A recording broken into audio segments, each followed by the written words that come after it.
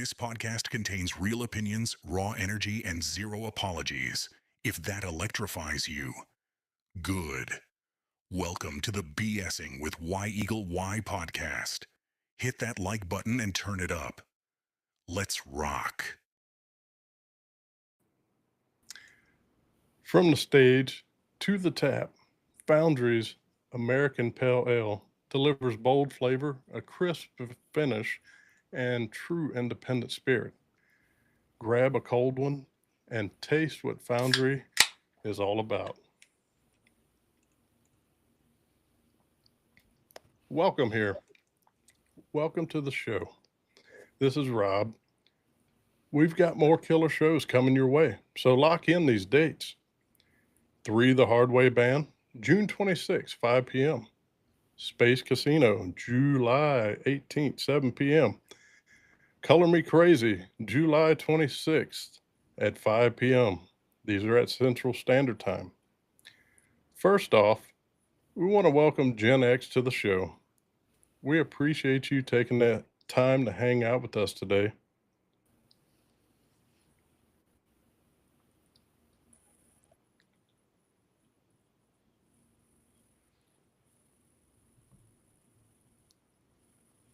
Gen X.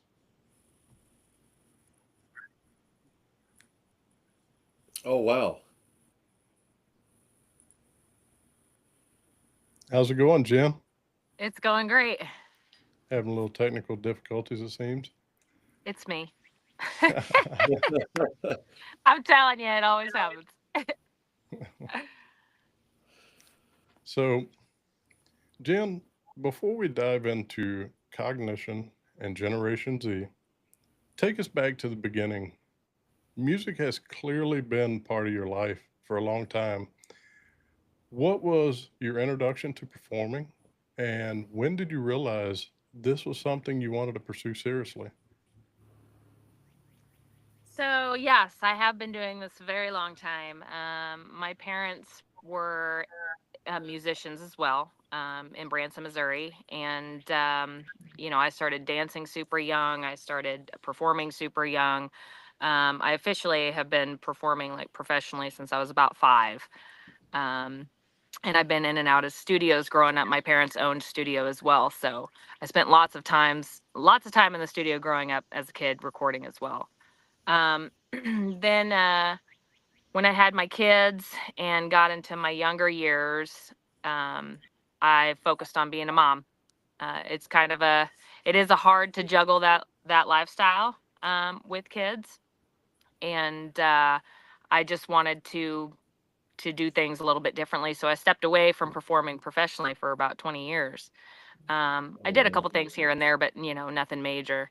And now they're a bit older, and I'm realizing that what am I going to do with myself? And comes back to my passion. So I said, why not?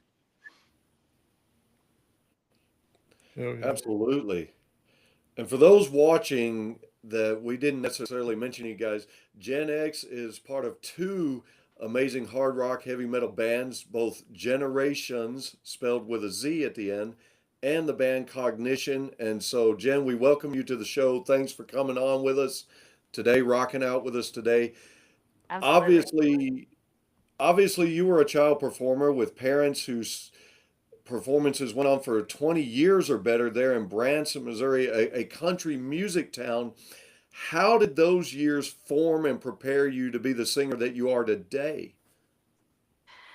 So it's been an interesting journey. My mom likes to say that I guess I was belting out Delta Dawn when I was like 2 years old, and so even with the twang, so she was like she knew that I was just going to be a singer, and it is in my bones. It's all time, all day, every day. But anyways, growing up in Branson, like you said, it was like the live country music capital of the world. So that was the niche that I was kind of stuck in.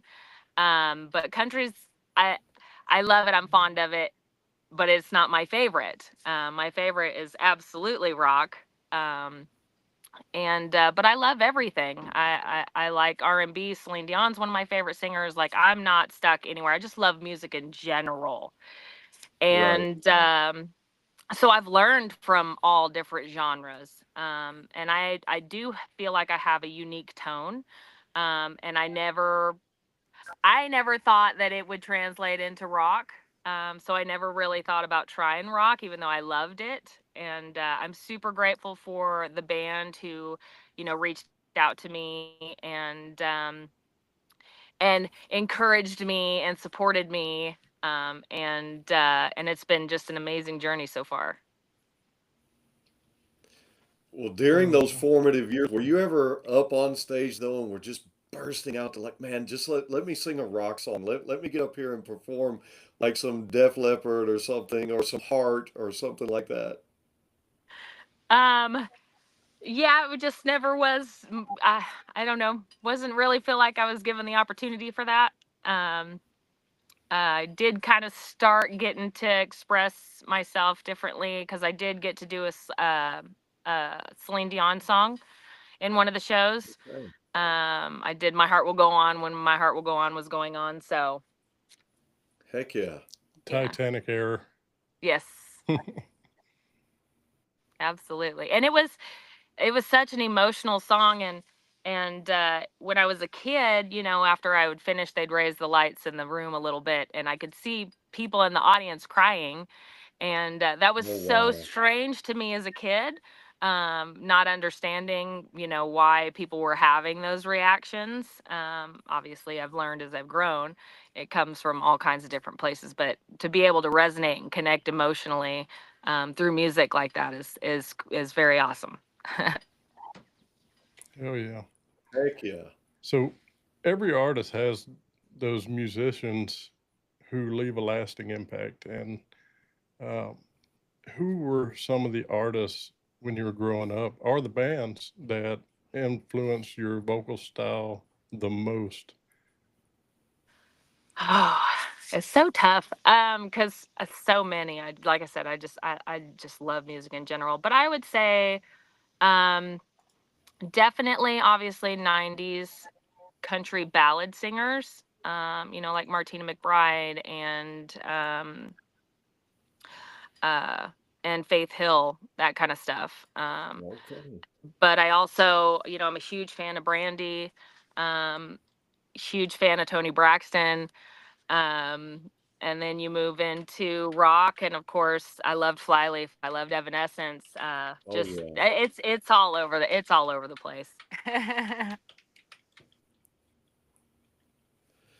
And that's always a good thing. Most artists that we speak to, regardless of the genre that they belong to, as far as the music they're currently performing, almost everyone has a story similar to yours that they're inspired by a multitude of artists. And I think that's the beautiful thing about music is we can incorporate different genres, whether it's R&B and soul, country, gospel, whatever, and put it into rock music or whatever genre we're performing and bring something new but also nostalgic and the fan reaction that you get from that. Talk about that just a little bit. As you were coming up and singing those songs, you're talking about the fan reaction of them crying in the audience and how you didn't understand all that and what were they doing. What was some of the earliest memories of the fan reaction when you were up on stage when you were younger versus now? So, I that's a good question. Um, I have always had, I guess, some kind of a innate ability to capture the room, I guess you could say. I'm learning to own that a lot more. But it's been evident even when I was a kid. It definitely made me uncomfortable as a kid, to have so Okay. much attention like that. So it was kind of a struggle for me as a kid. It still is a struggle for me as an adult too. I'm trying to lean into it more and accept it more. Um, I still don't understand it fully. I understand it when I get that way towards other Right. artists, but it's for it to be happening to me, I still don't fully understand that. It's a love-hate relationship sometimes with your vocals. I've learned that that seems to be another thing as well that other artists deal with too. But you know, I'm just embracing it. Heck yeah.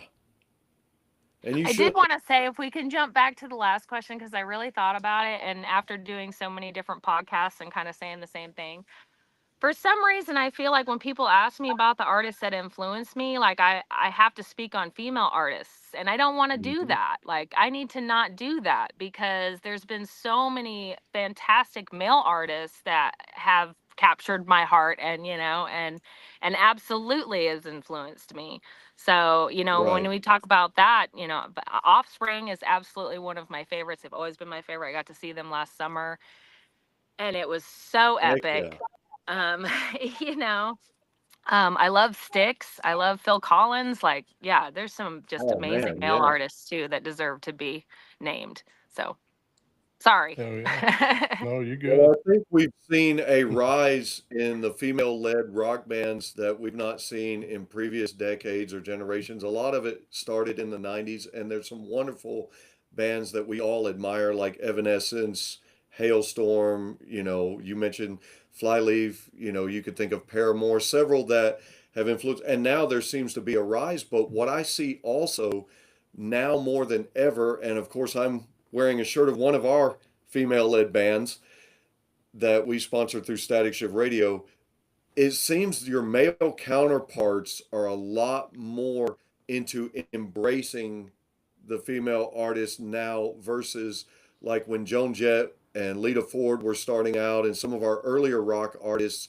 It seems they really struggle with the males in the industry and their musical counterparts at accepting them as actual musicians who are good at their craft and perfecting their craft. Do you see what I'm seeing now, that there seems to be an embrace and an acknowledgement of your place in the musical industry that wasn't there, say, 15 or 20 years ago? Well, since I wasn't really in the underground all this time, I can't really say what it used to be like. I have an idea.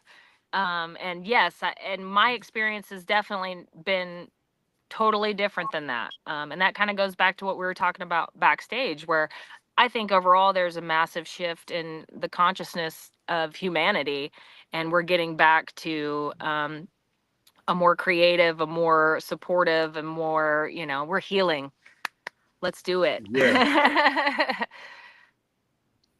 Oh yeah. Yes, sir. Leave the podcast.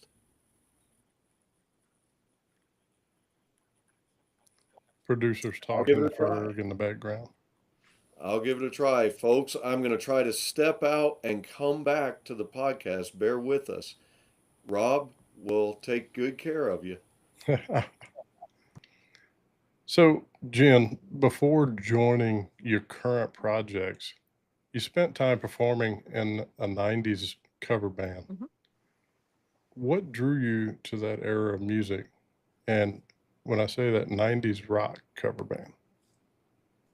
Well, I mean, that was my formative years. I was a teenager, young kid in the 90s. And,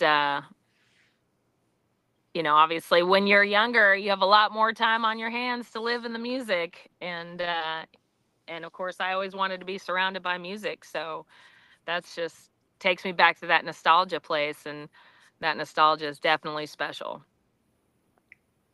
Heck yeah. Ferg, just to catch you up, I asked Jen, um, she spent some time performing in the 90s rock cover band. So I asked her Oh, about, yeah. what drew her to that era of music. So just Mhm. to catch you up, Absolutely. And you did mention that the band was My So-Called Riot, correct? I did not. We I seen Oh, you had okay. it. Okay.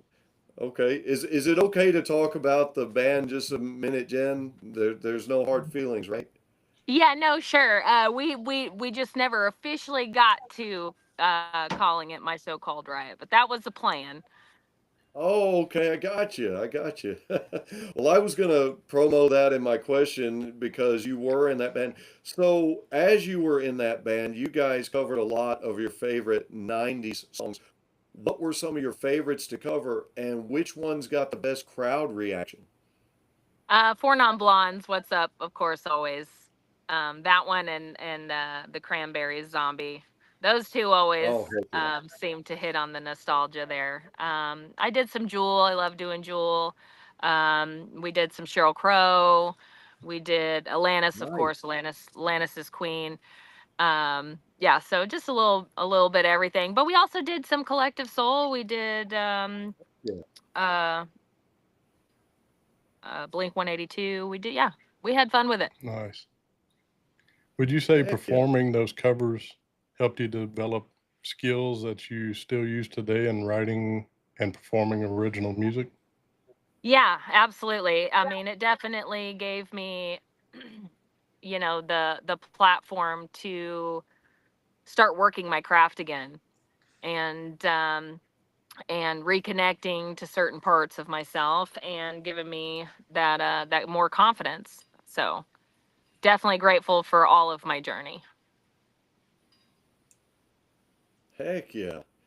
Well, as a part of your journey, shifting gears just a little bit, on March 21st, you sang the national anthem at your first ever wrestling event. I did. Talk about that. Talk about the atmosphere of the event, and how did you like your first wrestling event? It was really cool. We actually had a really great time. That was a really cool experience too. I've done the national anthem many times. It's something that I have a passion for. I do, it's the way that I feel like I can give back, with my gift for all of their sacrifices. So getting to do that at an event that had chosen my original music to be the music for the event was a huge honor. So, and Nice. uh and yeah, we had a great time. How did that, Well, how Rob, did you, our host, oh, is a veteran, and this is a veteran run podcast, and I wanted him to speak to you a little bit about that, how he appreciates you coming up to do things like that, the national anthem. Take it away, Rob. absolutely. Um, so, Jen, how did the opportunity come about where you got to sing the national anthem? Well, they hit us up on Facebook that they found our song and asked if they could use it as their theme song, and I just kind of threw it out there, for a sporting event. I assumed probably they would do the national anthem, and so I just threw it out there. Oh, yeah. So, what was the atmosphere like compared to a traditional concert setting at a wrestling event? Um, I mean, it's a smaller space. It's definitely more intimate. Um, and not other than that, it's not really a whole lot different. Okay. Well, let's have some fun, and let's jump into the bands a little bit.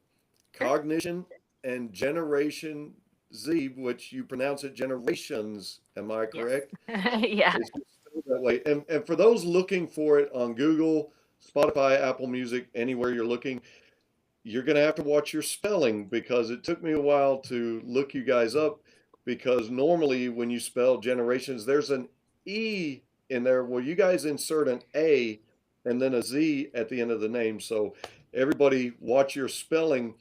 But I understand you joined Generations first. They actually Mhm. reached out to you after your original band broke up. So tell us about that, and tell us about when you and your husband showed up for that audition.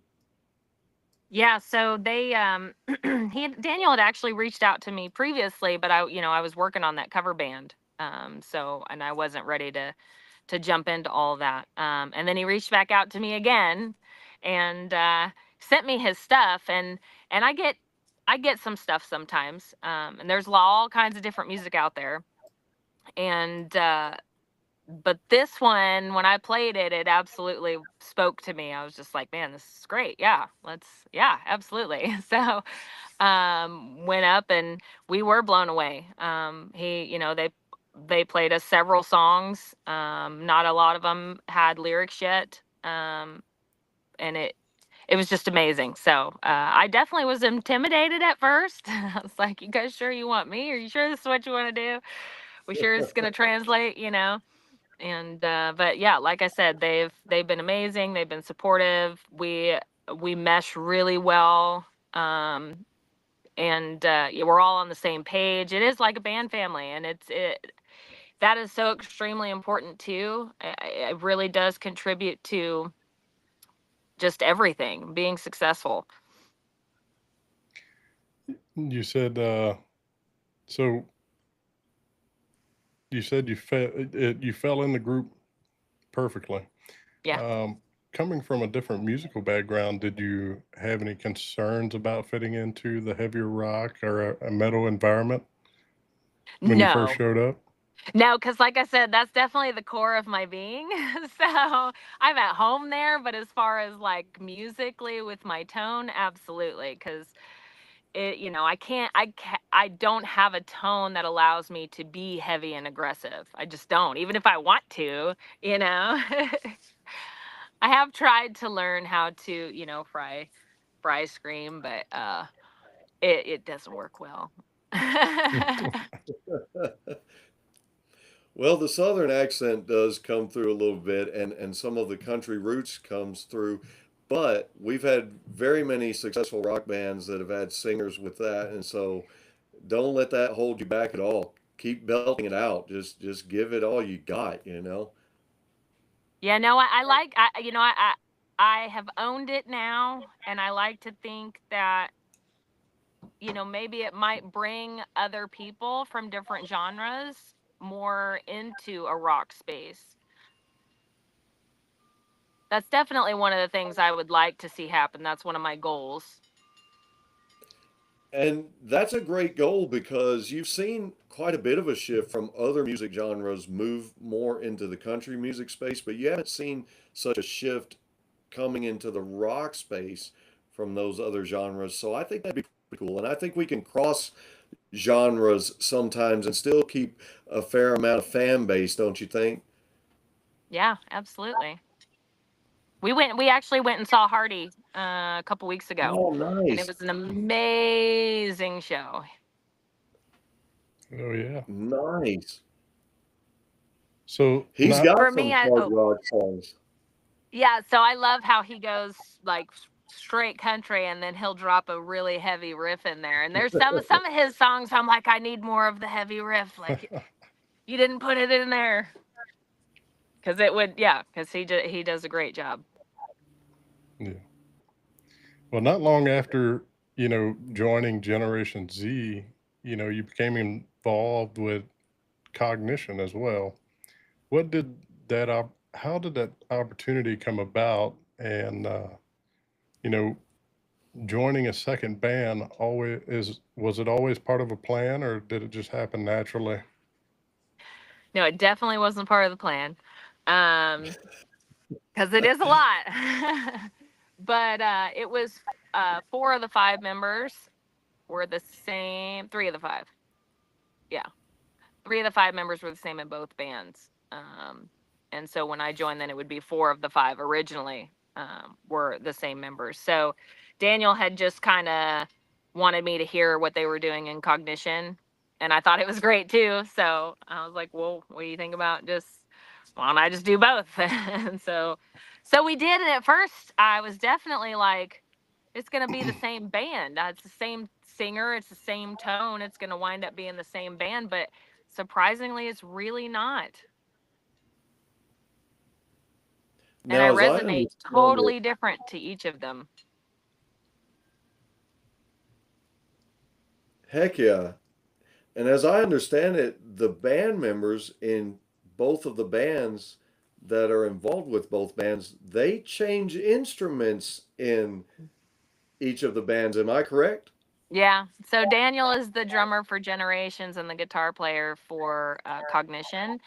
And Michael is the guitar player for Generations, but Cognition, but the bass player for Generations.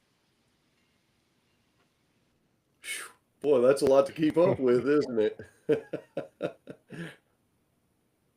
But it's so cool to watch them switch to a different instrument and play it differently. Hmm. For fans who may not know, how would you explain the difference between Generation Z and Cognition? So Cognition definitely leans more into the hard rock side, and that one I think also carries a heavier country undertone. Um, and for me, I resonates to my past, my roots kind of thing. Hmm. And generations, we're kind of all over the place. We've got a couple new metal songs with some rap verses coming on the album. But overall, I think we've determined that we settled into alt metal, and it for me. It's more ballady, metal, heavier than Cognition, and that one leans more towards where I am now, and more of my creative side, if that makes sense. Well, I can definitely tell there's a different vocal style that you employ depending on which band that you're in. And so, do you have to be mindful of that quite a bit? No. Oh, No, okay. I just that It just I kind again of happened. I'm really trying to sink into to me and my authenticity, and so I just what feels natural, what I resonate most with is just where I go with it.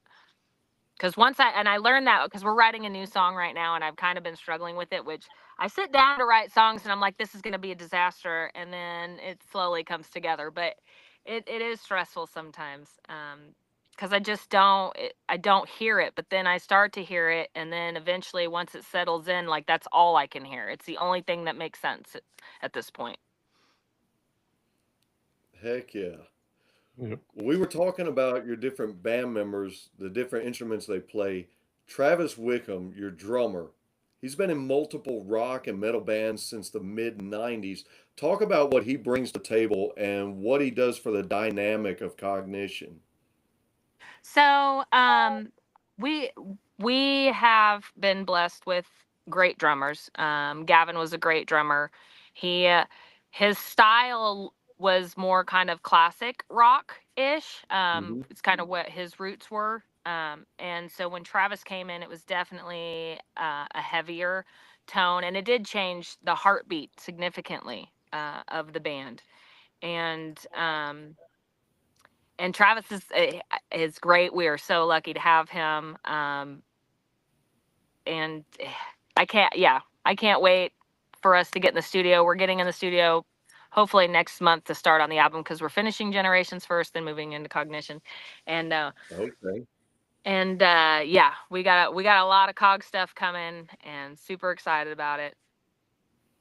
Heck yeah.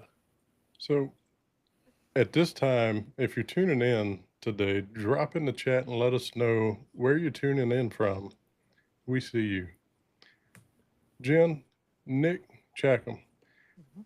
now handling bass duties. What has Nick brought, and how has he impacted the band's chemistry both on and off the stage? So Nick is brand new. He's been with the band. I think he'll be his third practice with us. But I actually did start an original project briefly a couple years back. We I think we had got about 6 months in, and then things just didn't work out. But Nick was the bass player in that band, and Okay. so I was excited that we got to add him as well because he's a great bass player too. The universe just continues to bless me and us.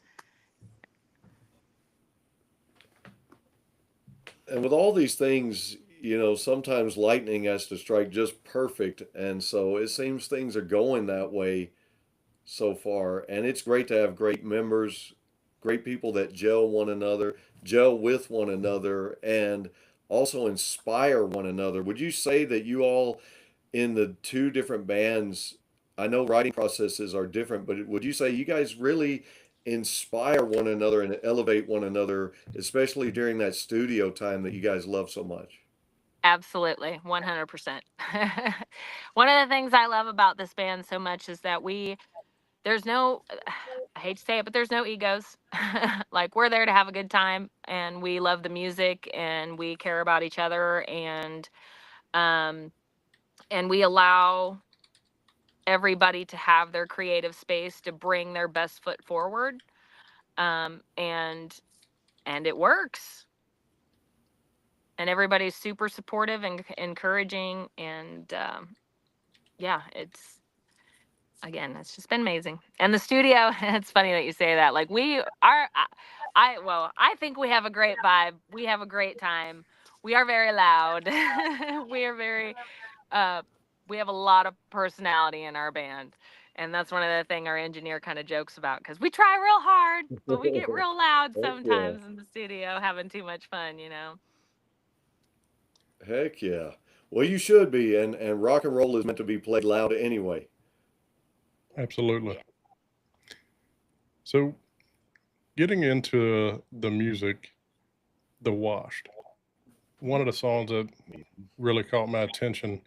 What inspired the story behind that song, and how has the audience responded to its message?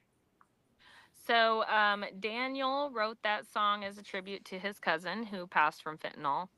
Um, I have lost several people in my life to fentanyl as well. And so that's why I resonated with it.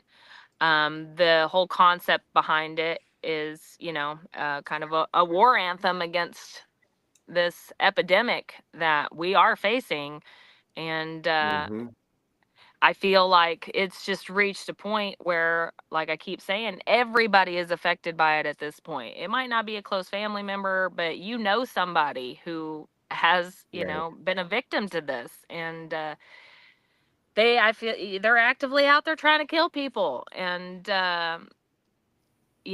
that's why I'm going back to, there seems to be a movement and a shift towards healing, which I'm really grateful for. It's definitely what we need, and it's what they need.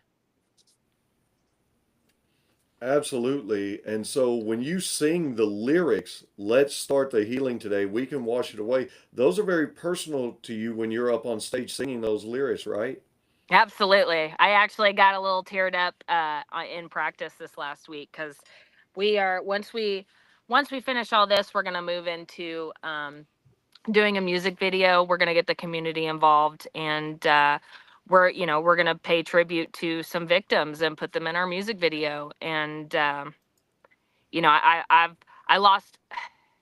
Whew, here we go. Sorry. That's I lost okay. a close That's friend of okay. mine when I was a kid, and I really want to put his photo in there, and I'm going to have that conversation with his family. And it's not an easy one to have. And, but thinking about all of that and the immense love that I have still for him, uh, glad to be doing it. And I think that'll be a great tribute and a great way to put forth your message with the song having those personal photos in the video. There have been other successful videos through the years that have used images, real life images, and it has an impact. I know we don't watch as many videos as we used to musically in this generation. Everybody wants to scroll and go by, but maybe if you for a few minutes can capture someone's attention and they can stop and listen to your song, and maybe it can touch the lives of people that have been affected, that's amazing. Well, that's what I hope to do with my music as well. And just in these conversations, I hope to make a difference in that way. um I hope to, I don't know, be a safe space or embody that. um because I've been through it, we've all been through it, and doing that shadow work is not easy, but Right. when you come out the other side, it's worth it. Absolutely. Mm. Another track that really stood out was The Game. The song takes listeners through several different moods and dynamics. Was that intentional from the start? And what was the creative process behind building those twists and turns into the song? Yeah, so I think that that's a theme that we have incorporated in both bands and all of our music. We definitely try to take you on a ride, on a journey. Um, and I do think that, we are successful. The game resonate. I didn't write that one, but I do resonate with it. I think a lot of us go through a toxic personal relationship throughout our life, and teaches us some of our biggest life lessons. Sometimes it takes a long time to get out of those types of relationships, and break that cycle. And that's what the game is about, and that repetitiveness of just getting stuck in that cycle. Absolutely. And if I could go back to the Washed for a minute and let your listeners know, let your fans know, not only is that song coming with a very personal message due to the crisis that we face here, but that song's a rocker. You begin the song with some electrical elements, open up to follow the steady drums and bass before the huge guitar riffs kick in. And then things slow down a little bit about the 213 mark, and you hear the guitar kind of, it's still in there, but it hangs back a little bit until it's time to shine during that great guitar solo that kicks in about 236, 237. And at that point, you guys really got a rocker on your hands. And so I guess I wanted to mention all that musically for your music lovers and those that have an ear for that, let you know that yes, this song comes with a message, but we're going to rock you too. Yeah, I love that. That's awesome. I appreciate that. Yeah, I mean, all of that's intentional. That moment there, um, where you're talking about, it kind of slows down. It definitely kind of, swoops you in, sinks you in, and you get to ride that wave for a little bit, and then wakes you back up. Right. Heck yeah. And I love that element. I love that element of it. And so Rob mentioned the game. When it begins, for those that don't know or haven't listened to the song, I want you to go and listen to the song. Jen wants you to go listen to the song. Rob wants you to go listen to the song on all streaming platforms, correct? Yeah. But when it begins, the melody and cadence of the lyric, to me, they were ever so slightly reminiscent of the song Addicted by Saving Abel. But then at the 43-second mark, we shift gears drastically into something else. And I think it's kind of genius the way that you guys constructed that, because when you come to the beginning of the song and then there's that change, it's kind of like, whoa, I didn't see that coming. And you don't see it coming. You get taken on a ride for that song too, with all the changes musically, and you're like, whoa, this is something here. You guys have really constructed something with that one. Yeah, that's Daniel's genius, and I love that. I love that you had to say all that. That's awesome. He'll love that too, of course. But yeah, you're talking about where it goes into the chorus and it drops into that swing. Right. Yeah, everybody has that same reaction. It's that, not only is the fan reaction really cool for me, but the fan reaction is really cool for the band as well. And they definitely take notice. We get questions all the time, like, what? They're just, yeah, everybody's reactions are cool because they're just like, what the hell is happening? Right. But it's kind of genius the way it happens, because a lot of changes in tone and in cadence and changes in the speed of songs will happen later in the song. Maybe a lot of times after the 2.5 minute mark, going into the end of most songs, which are 4, 5 at the best. You guys do it right from the start and then take us to this other place. So that's where, as a fan, and we're fans, you're like, whoa, I didn't see that coming, man. It's fun. It is fun, and it's fun. It's fun live. Yeah, we have a good time. And you should. Jen, there's a line that really jumps out at you, and it's benefits of poisoning. What does that Mm. phrase represent within the context of the song? And is there a deeper story behind those lyrics? So again, I didn't write this one, so I don't know what Daniel's intent was behind those lyrics. But for me, um, love can be blinding, and it's a double-edged sword. So that's what the benefits of poisoning resonate with me.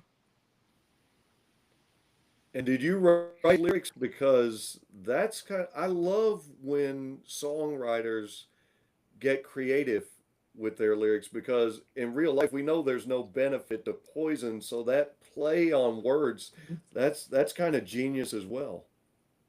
Yeah, for sure. I am again new to this, and for a long time I actually tried to songwrite and I just could never get anywhere. And I think that it's because I don't play an instrument, and I wish I could. I've tried, it just doesn't work. But it's been a totally different experience having a band behind me, supporting me in that way. And it's really helped me connect to a different side of myself. And I have been writing some of the lyrics, and I'm pretty proud of some of them for sure. But Daniel, Daniel, and the people that he's been surrounded by, so many years that he's been doing this, it's a lot of talent, so much talent. Heck yeah. So, moving into some of the songs with Generation Z, Seance has generated quite a bit of attention. What do you think resonates most with listeners about this song? I'm not sure. I love this song. It's totally different. It was, like I said, our first release, and I was nervous. I was nervous. I had no idea what to expect. I wasn't quite sure how people were going to take to it because I was well aware of how different it is. Um, but the response has been amazing, and I've just been blown away by everybody. Um, and I'm sorry, I got lost. Can you repeat the question again? Uh, what do you think resonates most with listeners about this Oh song? yeah, that's right. Um, people seem to like that contrast of super heavy and aggressive, mixed with the clean vocal. It kind of seems it makes it easier to digest. I guess we do kind of hear that a lot. It makes the heaviness easier to digest, and so I guess it works.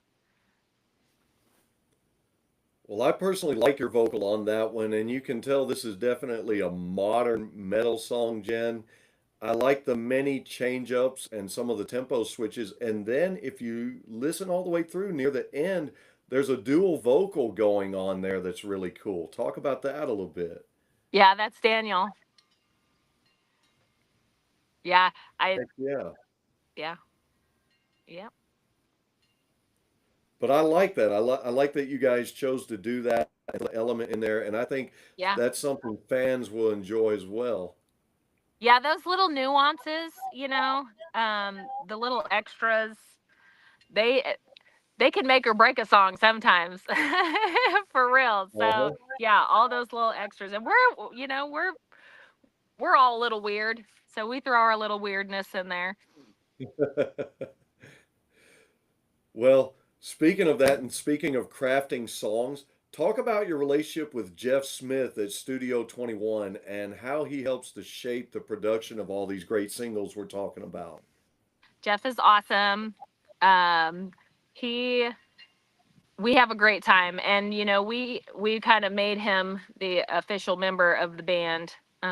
And we actually have given him the space to for our backing tracks for him to throw out what he hears, and so Okay. he's come up with a lot of the backing tracks that we've been using. Heck yeah. He's the fifth Beatle. Yeah. I do love the Beatles too, so Oh, yeah. So, so how has Jeff helped elevate the sound of both bands? he he definitely, like I said, he has added his creativeness to it, which definitely gave us another element to consider. Now with Generations, because of some of the ways he went with the backing track, it really made me think about adding a violin player. That would be different, and that would be cool. And so anybody that knows a violin player that wants to experiment with some metal, send them our way. Absolutely.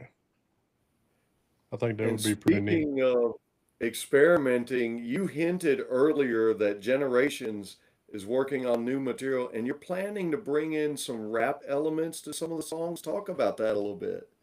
Yeah, so we collaborated with Risk, aka Big Dirty Baby, out of Springfield, Missouri, on "Solve the Silence," and I'm super excited about this track. Can't wait for you guys to hear it. He does a great job. I love his tone. And then we have another song called "Probably Nothing" that we collaborated with a female rap artist out of Branson, Missouri. Her name is Brianna Mahoney, Okay. and I actually met her at karaoke. So, Nice. because she gets up and she does Nicki Minaj and she kills it. And so, yeah, anyways. Heck yeah. So, is there a release or a video tour or major announcement fans should keep an eye out for?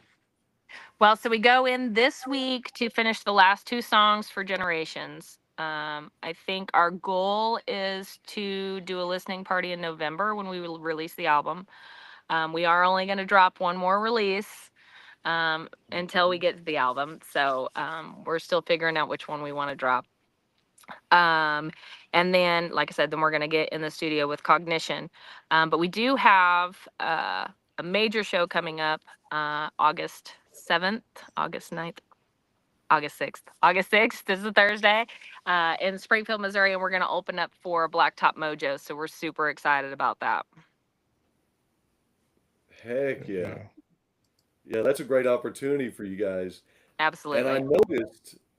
I noticed that Generations, you guys just released your official EPK. Are you working on one for Cognition? Yes. I actually have it ready, but I need the photos. And since we've had to change the band lineup several times, I'm like, Okay. it's still sitting. But we will get there. So, we talked about music, we talked about, the bands.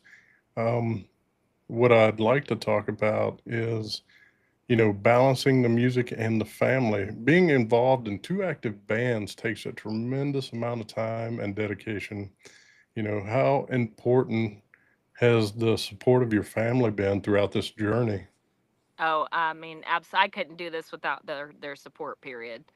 And I don't sleep. No, I do sleep, but I'm just constantly go go go go go. I've kind of always been that way. I think some of that comes from being so scheduled as a child. It's just innate to just always be doing something. So I do work real hard on relaxation sometimes. It doesn't always work well, uh, but yeah, I stay super busy because if I'm not working or if I'm not here, it's all family stuff. And then an occasional date night when we can throw it in there, because you absolutely have to maintain a healthy relationship with your spouse. Absolutely. So, What do the kids think about it? Like you were a child performer, but now they're growing up seeing their mother as a grown woman as a performer. How has this translated with them? What are their thoughts and talk about their support and do they think it's cool? Do they get to say, "Hey guys, my mom's in a rock band," or like how's all that go? Well, my kids roast me to death. They Um, do. Mom, yes. that was cringe. Yeah, absolutely. So at first, when we started doing this, it definitely was a lot of, okay, well, kind of attitude. But like now they've been to a couple shows and, they're seeing what's kind of going on. So they definitely have kind of shifted their attitude now. They sing the songs now. And, Okay. my son is going to come to the Blacktop Mojo show. So I'm super excited about that. And yeah, they've been super supportive. Now I guess I'm the cool mom. Heck yeah. I wanted to ask you about that because unfortunately my boys, they don't really listen to any of my rock and roll and metal like I listen to all my dad's records. They're into totally different music and whatever their favorite YouTuber is listening to. So I just wondered if you had the success of kind of becoming the cool mom. Well, so my husband loves music too. Like we listen to it every day. We have to. It's just part of who we are. But so these kids have been just exposed to all kinds of music and lots of it, and all over the board, of course. And of course, they like their own stuff too. Um, and I love some of the stuff that they listen to, and or even if they like it and I don't like it, I love the fact that they like it. Right. Um, but so they've obviously heard a lot of different things, and they're coming around to my stuff. So, Jen, moving on to if you could choose one artist or a band to share a stage with tomorrow, who would it Ooh. be and why? That's a tough question. Because I would just be So many, honored to so play with many. everybody. I'm grateful for every opportunity and every person that I got to play with. The Plush cover band that we went and saw last night, they were kind enough to let me get up and jump on some harmonies on one of the songs with Oh, them. So nice. um so I just love all that stuff. Oh boy. I think the moment that I would just like be like, this is not reality, would be if I ever did some kind of something with Celine Dion, to be honest with you. She's my all-time favorite vocalist of all time.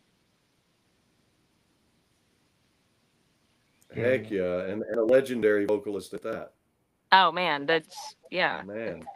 Not many can hold a candle. That's right.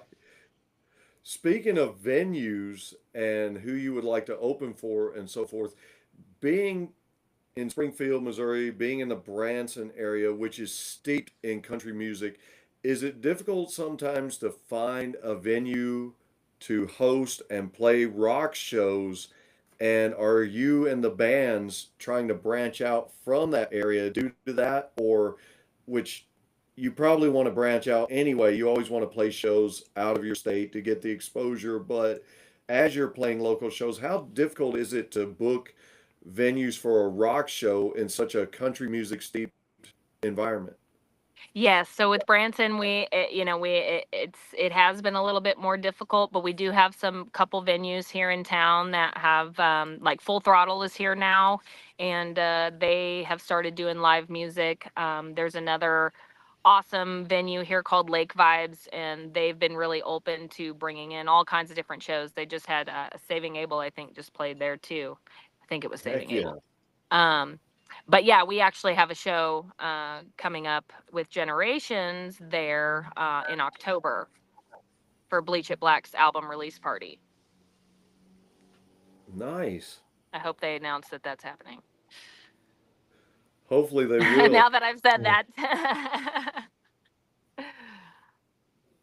You played a radio hosted event in Kansas City back in May. Was that by any chance hosted by Bo Nasty and his productions? It was, yeah. Okay. And it was a great venue, great show. The bands were awesome. It was a great time. Bo's an awesome guy and he really goes Yeah, all out for the artists and bands. And that's why I wanted to ask you that. I've spoken to him and man, he's got such a passion like we do for doing this absolutely. kind of thing. And he's really trying to put you guys out there. And so I just wondered if he hosted that event. He did, and we also did an event for the Metal Manifesto out of Nebraska as well. All right. They're very supportive of indie artists as well. Nice. Heck yeah. So before we start wrapping things up, what would you like listeners to know about Cognition and Generation Z that they may not already know?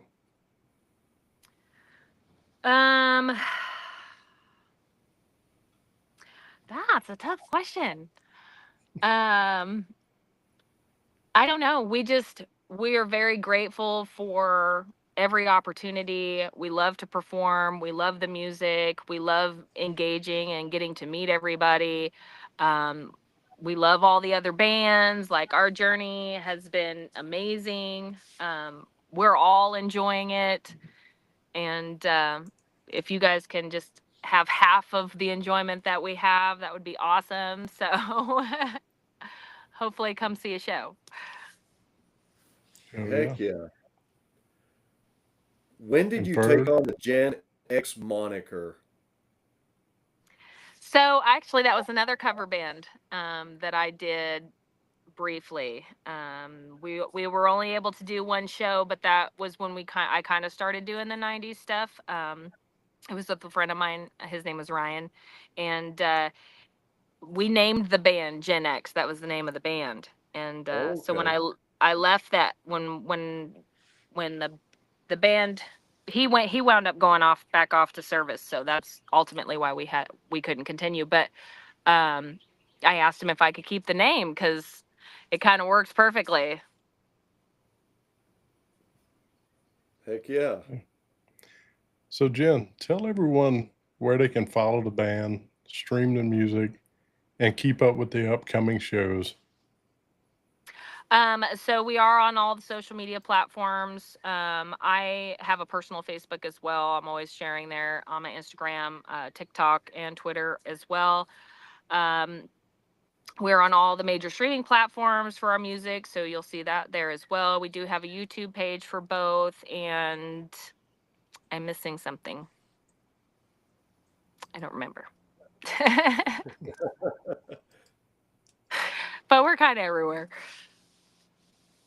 Heck Oh, yeah, we do y'all have a heard it. website. That's what it was. GenarationZ has a website.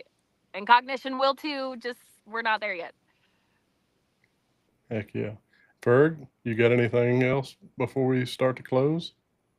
I sure do. I want to thank everybody for tuning in today to the BSing with Y Eagle Y podcast. Thank you guys for listening to us. We've had Jenna Molds on with us today, aka Gen X from Generations and Cognition. Be sure to support them and support indie artists every chance you get. This is the way we keep the indie scene alive, and so support them. Be sure to go to www.staticshiftradio.com. We play indie artists 24/7 from all around the globe, and you can follow these artists and show your love and support at live and local shows. You can purchase merch, you can buy albums, CDs, you can download and stream, and just show the love like you've shown us today by being here. And we can't thank you guys enough. Rob, thanks for having me on as your co-host. It's always an honor and a privilege to work with you, sir. I love you, man. Heck yeah. Same back to you, Ferg. Gen X, thank you again for hanging with us today. We appreciate the stories, the energy, and the real conversation. Everybody watching, make sure you go stream the music, like Ferg said, support the band, and stay locked in because these guys are continuing to push hard in the rock scene. This has been another episode of BSing with Y Eagle Y, and this is Rob. We'll catch you on the next one.